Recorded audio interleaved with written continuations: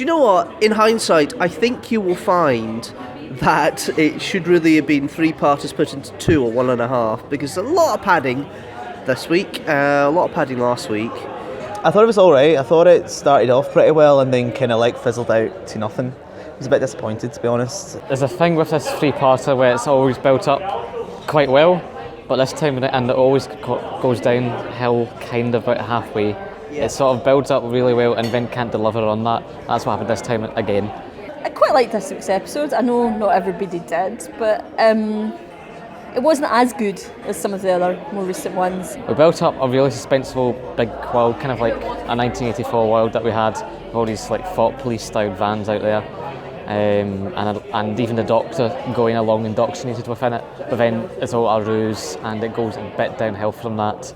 I liked it was very Orwellian, especially at the beginning. I loved the people in their like dark blue jumpsuits and the memory police. I love the kind of wee Orwellian references. It was alright up to the point where Bill meets the Doctor, and then you've got the farce that is the fake shooting and the regeneration, but it does make an interesting point that the Doctor is actually now able to control his regeneration energy a bit more. I thought that was really an intriguing concept. I kind of felt a bit cheated after the regeneration just jumped out. I would have loved to have seen like a surprise regeneration, like the new Doctor was cast and we didn't know about it, or they flip randomly to someone else or something. Just it would have been a bit more believable. It just seemed a bit faked and I don't know, a bit silly. There's good stuff with like the Missy there. But I would prefer Missy to have been the Doctor figure throughout the story, and the Doctor being indoctrinated in that way and continued until the end. But to be honest, it was a 3-episode build-up, and I know a lot of people weren't particularly pleased with last week's episode, but I just simply said it's a setup. It's going to be, the payoff's going to be in the 3rd episode, but I have to be honest, I was quite disappointed by the end. It just didn't, it just felt rushed. It just seemed a little bit more like, that'll do, rather than they've actually sat down and actually planned out how this 3-episode arc would pan out. It's okay. Story went along in a decent pace, I suppose, but there was still a bit of padding between the fast bit and getting to the final scenes. Not a lot to say. Bill was really, really good. Again, I think Permaki is kind of the best thing about this series more than anything else. She really is a good actress.